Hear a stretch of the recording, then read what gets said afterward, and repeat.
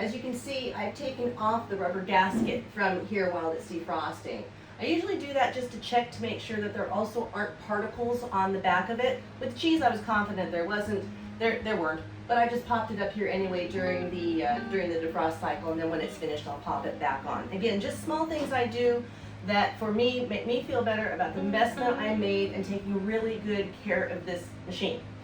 So now we're going to go ahead and Mylar bag because I want to have cheese when I want cheese. And right now the grocery stores aren't always providing us everything that we want. And what's a world without cheese? I don't know. So there's different types. These happen to be the stand-up type. I usually use, I think it's called Pack USA. I'll put a link below to them. I love their bags. The stand-up bags I really don't need to have, but for a while there, I haven't bought in a bit because I bought a lot. You couldn't even get bags, so I got what they had at that point. They're a little bit more expensive. They certainly are convenient. These have a closure on top, so you can reclose if you want. They also have a tear off. I think these would be great for camping and things like that when you're packing out in the woods. But they are what I have right now, and they'll be what I use. So I try to pack a tray apiece into the bags. That doesn't always mean that I can, but that's what I try to do. So let's go ahead and pack these up and see how many bags we end up with.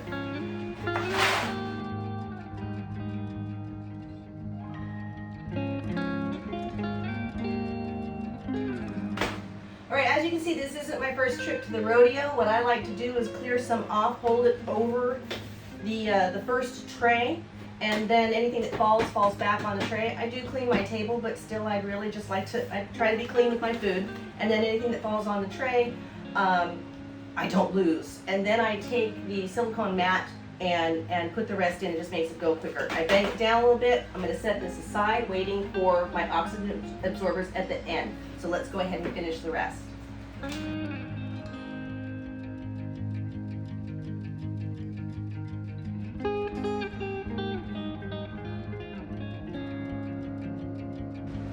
You can mark before.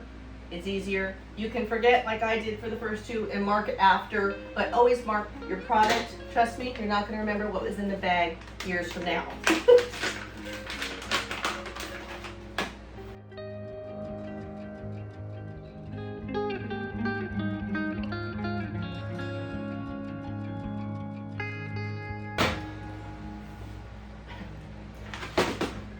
Why let it go to waste? All right, so we've got our bags. I'll mark these two later. Oh, the dogs heard me talking. And we have our 300cc oxygen absorbers, which I put them in mason jars. Then I use my food saver with the vacuum seal caps. If your food saver has that little extension on it where you get to fit a tube in it and it can suck air out of mason jars, do buy this accessory. I'll post it down below. It's fabulous. Like this bird seed here is vacuum sealed. I did some freeze-dried eggs for a friend, sis over at Kadesh Farms. If you haven't seen Kadesh Farms, you should go to her page. She is wonderful. So I freeze-dried some eggs for her and vacuum packed them. It just, for me, gives a little bit extra oomph for a mason jar. So I'm going to pop an O2 absorber in each bag. I'll put this aside to vacuum pack again for later. Get that down in there a little bit. I like to hedge my bets. I push a little bit of the air out as well. Seal.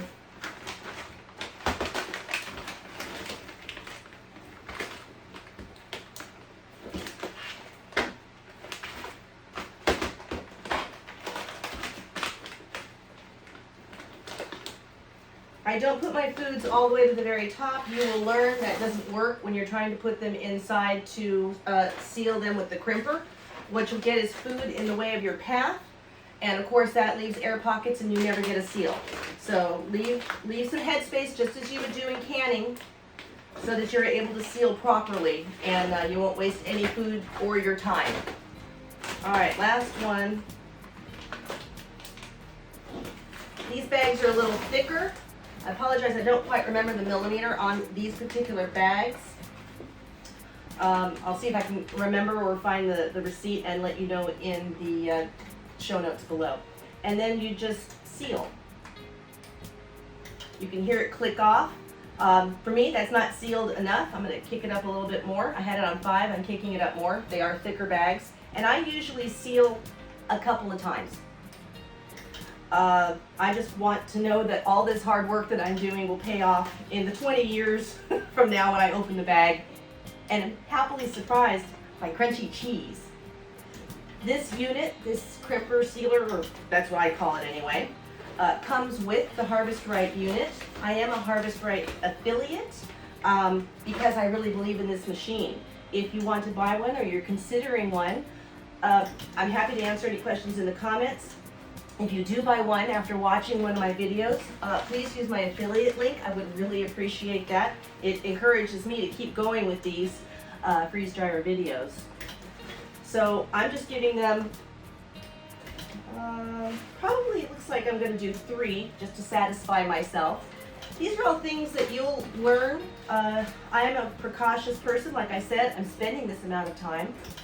I feel an obligation to my family that if there was a power outage or we had tornadoes or who knows what. I have a friend who got caught at home because they live on the side of a mountain and part of their roadway slipped off the mountain and they couldn't leave.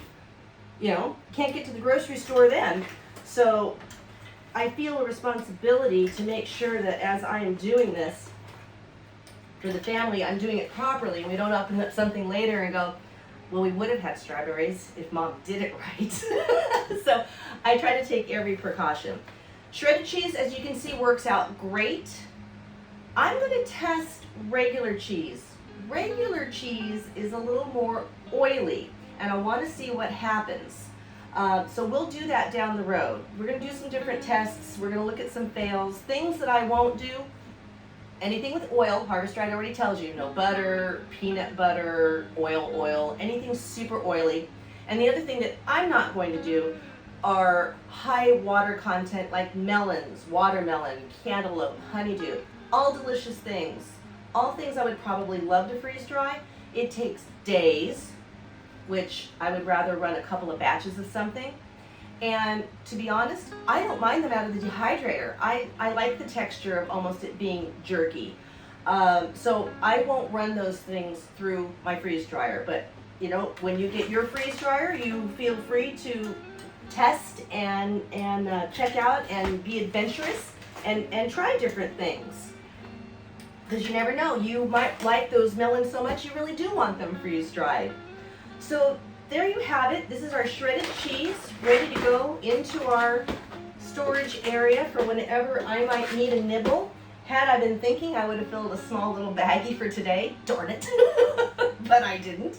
And come back for some reconstitution. I'm going to do a few other items, and I think what I'd like to do is do one video or start a single video with reconstituting a few things, because how long can you stare at cheese in water, right? So I'm going to do a few more things, and then we'll go back to some stuff and put it in bowls and time it and see what we think, because I feel that I don't have a lot of knowledge in the reconstitution part. I've just been packing, saving, and I want to understand when the time comes to use it, what am I dealing with? And I thought you might like that too. So if you like this video, if you like the channel, please subscribe, please like the video, and for those of you who hang around and watch my videos and comment, I can't tell you how much that means. I love your comments. So this is Nikki D and her cheese. Happy freeze drying, and I'll talk to you soon.